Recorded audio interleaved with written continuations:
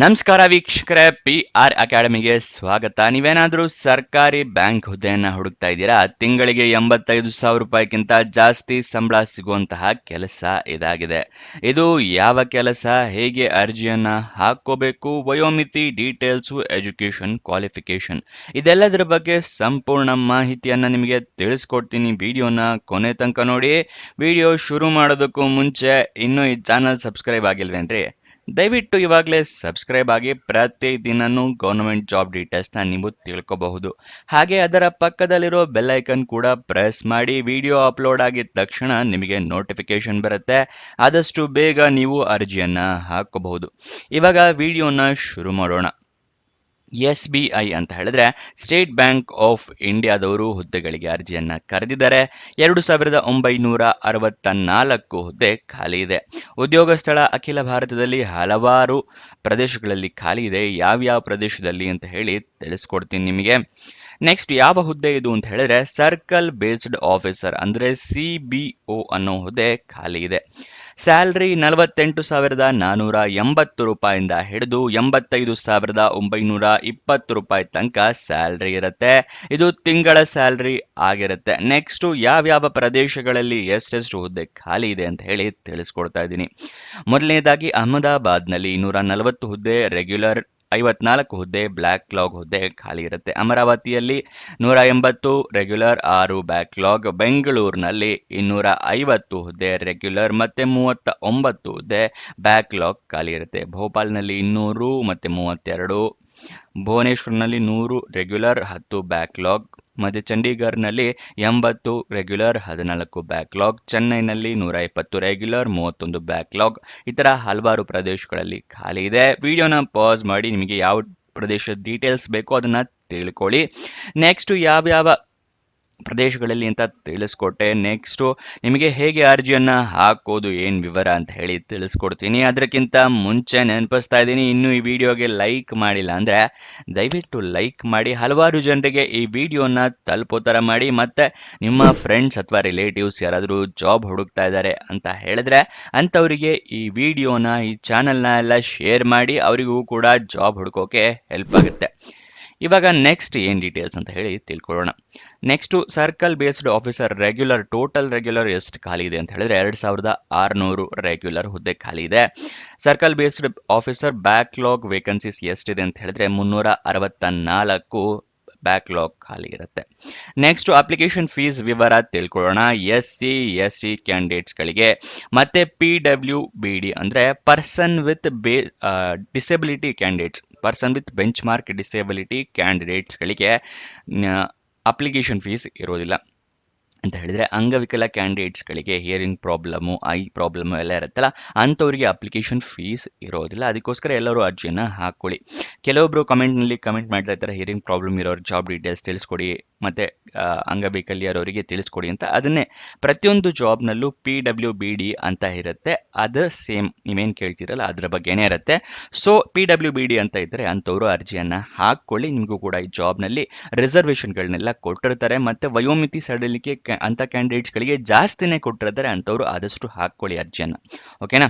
Next ಇದರಲ್ಲಿ reservation ಕೊಟ್ಟಿರೋದ್ರಿಂದ SC/ST ಕ್ಯಾಂಡಿಡೇಟ್ಸ್ಗಳಿಗೆ ಮತ್ತು person with ಅಂದರೆ ಡಿಸೆಬಿಲಿಟಿ ಕ್ಯಾಂಡಿಡೇಟ್ಸ್ಗಳಿಗೆ ನೀವು ಸರ್ಟಿಫಿಕೇಟ್ಸ್ನೆಲ್ಲ ಇಟ್ಕೋಬೇಕು. SC/ST ಕ್ಯಾಂಡಿಡೇಟ್ಸ್ಗಳಿಗೆ ನೀವು ಇನ್ಕಮ್ ಸರ್ಟಿಫಿಕೇಟ್ ಇಟ್ಕೊಳ್ಳಿ, ಅಂದರೆ ಕ್ಯಾಸ್ಟ್ ಮತ್ತು ಇನ್ಕಮ್ ಸರ್ಟಿಫಿಕೇಟ್ ಒಂದರಲ್ಲೇ ಇರುತ್ತೆ, ಆ ಥರದ್ದು ಇಟ್ಕೊಳ್ಳಿ. ಅಥವಾ ಕ್ಯಾಸ್ಟ್ ಸರ್ಟಿಫಿಕೇಟ್ ಬೇರೆ ಸಪ್ರೇಟ್ ಬರುತ್ತೆ ಅಂದರೆ ಅದನ್ನು ಕೂಡ ಇಟ್ಕೊಳ್ಳಿ.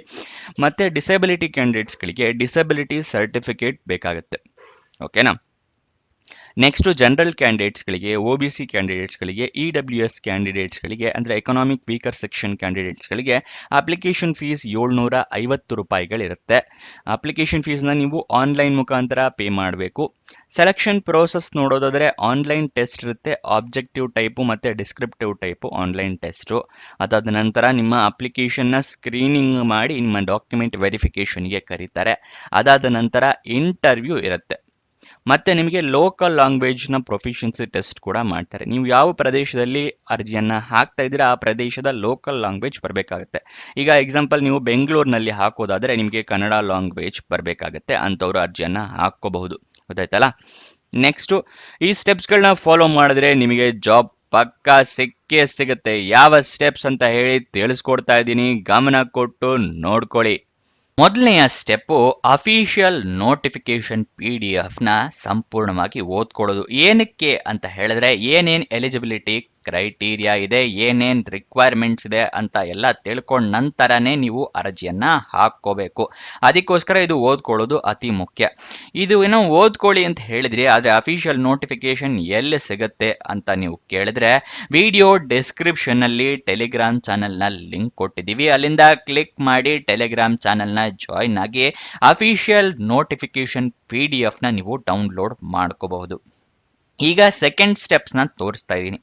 ಅಪ್ಲಿಕೇಶನ್ನ ನೀವು ಆನ್ಲೈನ್ ಮುಖಾಂತರ ಹಾಕ್ಕೋಬೇಕು. ಆನ್ಲೈನ್ ಅರ್ಜಿಯಲ್ಲಿ ಇಮೇಲ್ ID, ಮೊಬೈಲ್ ನಂಬರ್ ಇದನ್ನೆಲ್ಲ ಕರೆಕ್ಟಾಗಿ ಮೆನ್ಷನ್ ಮಾಡಿ.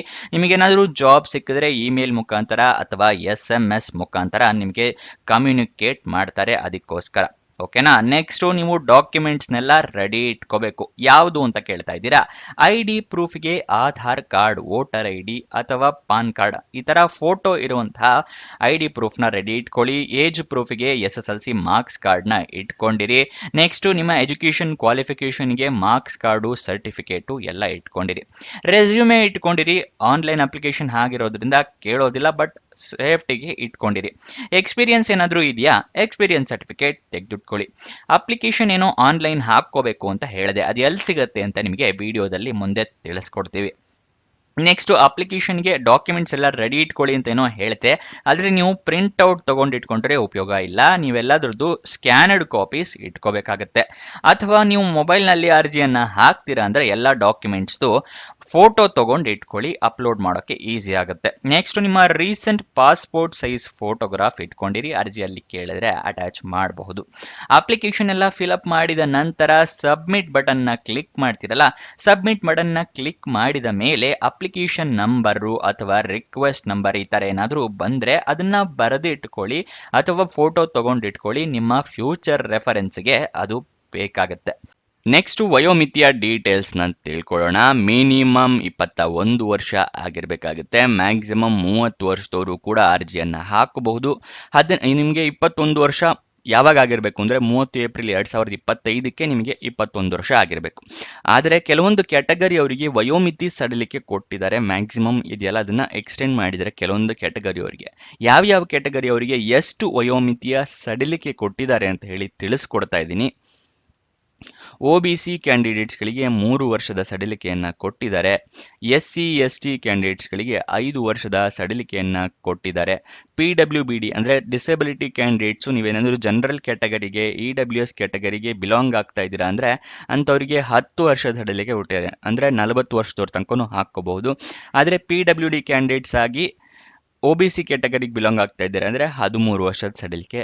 PWBD ಕ್ಯಾಂಡಿಡೇಟ್ಸ್ SC/ST ಕ್ಯಾಟಗರಿಗೆ ಬಿಲಾಂಗ್ ಆಗ್ತಾ ಇದ್ದೀರಾ ಅಂದರೆ ಅಂಥವರಿಗೆ 15 ವರ್ಷದ ಸಡಿಲಿಕೆ ಕೊಟ್ಟಿದ್ದಾರೆ. ಅಂದರೆ 30+15 ಅಂದರೆ 45 ವರ್ಷದವ್ರ ತನಕನೂ ಅರ್ಜಿಯನ್ನು ಹಾಕೋಬಹುದು. ಡಿಸೆಬಿಲಿಟಿ ಕ್ಯಾಂಡಿಡೇಟ್ಸು SC/ST ಕ್ಯಾಟಗರಿಗೆ ಬಿಲಾಂಗ್ ಆಗ್ತಾ ಇದ್ರೆ, ಗೊತ್ತಾಯ್ತಲ್ವಾ. ನೆಕ್ಸ್ಟ್ ಅಪ್ಲಿಕೇಶನ್ ಓಪನ್ ಆಗಿದ್ದ ದಿನಾಂಕನ ತಿಳ್ಕೊಳ್ಳೋದಾದ್ರೆ 9 ಮೇ 2025ಕ್ಕೆ ಓಪನ್ ಆಗಿದೆ. ನೆಕ್ಸ್ಟ್ ಕೊನೆಯ ದಿನಾಂಕ ಅಪ್ಲಿಕೇಶನ್ ಹಾಕೋದಕ್ಕೆ 29 ಮೇ 2025 ಆಗಿರುತ್ತೆ. ಅಪ್ಲಿಕೇಶನ್ ಫೀಸ್ ಪೇ ಮಾಡೋಕ್ಕೆ ಕೂಡ 29 ಮೇನೇ ಕೊನೆಯ ದಿನಾಂಕ ಆಗಿರುತ್ತೆ. ನೆಕ್ಸ್ಟ್ ನಿಮಗೆ ಕಾಲ್ ಲೆಟರ್ನ ಆನ್ಲೈನ್ ಟೆಸ್ಟಿನ ಕಾಲ್ ಲೆಟರ್ ಇರುತ್ತಲ್ಲ, ಅದನ್ನು ಯಾವಾಗ ಡೌನ್ಲೋಡ್ ಮಾಡ್ಕೊಳ್ಳೋಕ್ಕೆ ಕೊಡ್ತಾರೆ ಅಂದರೆ ಜುಲೈ ತಿಂಗಳಲ್ಲಿ ಕೊಡ್ತಾರೆ ಅಂತ ಹೇಳಿ ಅನೌನ್ಸ್ ಮಾಡಿದ್ದಾರೆ. ನೆಕ್ಸ್ಟ್ ಆನ್ಲೈನ್ ಟೆಸ್ಟ್ ಕೂಡ ಜುಲೈ ತಿಂಗಳಿನಲ್ಲೇ ಇರುತ್ತೆ ಅಂತ ಟೆಂಟೇಟಿವ್ ಡೇಟ್ನ ಅನೌನ್ಸ್ ಮಾಡಿದ್ದಾರೆ. ಅದು ಚೇಂಜಸ್ ಕೂಡ ಆಗಬಹುದು. ಅದಕ್ಕೋಸ್ಕರ ನೀವು ಅಫಿಷಿಯಲ್ ವೆಬ್ಸೈಟ್ನ ಚೆಕ್ ಮಾಡ್ತಾ ಇರಬೇಕಾಗತ್ತೆ. ಅಫಿಷಿಯಲ್ ವೆಬ್ಸೈಟ್ ಅಡ್ರೆಸ್ ಕೂಡ ನಿಮಗೆ ಈ ವಿಡಿಯೋದಲ್ಲಿ ಇಲ್ಲೇ ತಿಳಿಸ್ಕೊಡ್ತೀನಿ ಮುಂದೆ. ಓಕೆನಾ. ನೆಕ್ಸ್ಟ್ ಅಫಿಷಿಯಲ್ ನೋಟಿಫಿಕೇಶನ್ ಬಗ್ಗೆ ಮುಂಚೆನೇ ತಿಳಿಸ್ಕೊಟ್ಟೆ, ಎಲ್ಲಿಂದ ಡೌನ್ಲೋಡ್ ಮಾಡ್ಕೋಬೇಕು ಅಂತ ಟೆಲಿಗ್ರಾಮ್ನಲ್ಲಿ. ಇವಾಗ ಅಪ್ಲಿಕೇಶನ್ ಆನ್ಲೈನ್ ಅಂತ ಹೇಳಿದ್ನಲ್ಲ, ಅದರ ಲಿಂಕ್ನ ನಾನು ನಿಮಗೆ ಸ್ಕ್ರೀನ್ ಮೇಲೆ ತೋರಿಸ್ತಾ ಇದ್ದೀನಿ. ಇದು ಎಲ್ಲಿ ಸಿಗುತ್ತೆ ಅಂತ ಹೇಳಿದ್ರೆ ಡಿಸ್ಕ್ರಿಪ್ಷನ್ನಲ್ಲಿ ವಾಟ್ಸಪ್ ಚಾನಲ್ನ ಲಿಂಕ್ ಕೊಟ್ಟಿದ್ದೀನಲ್ಲ, ಅಲ್ಲಿಂದ ಕ್ಲಿಕ್ ಮಾಡಿ ವಾಟ್ಸಪ್ ಚಾನಲ್ಗೆ ಹೋಗಿ ಅಪ್ಲಿಕೇಶನ್ ಲಿಂಕ್ನ ನೀವು ಪಡ್ಕೋಬಹುದು. ಗೊತ್ತಾಯ್ತಲ್ವಾ.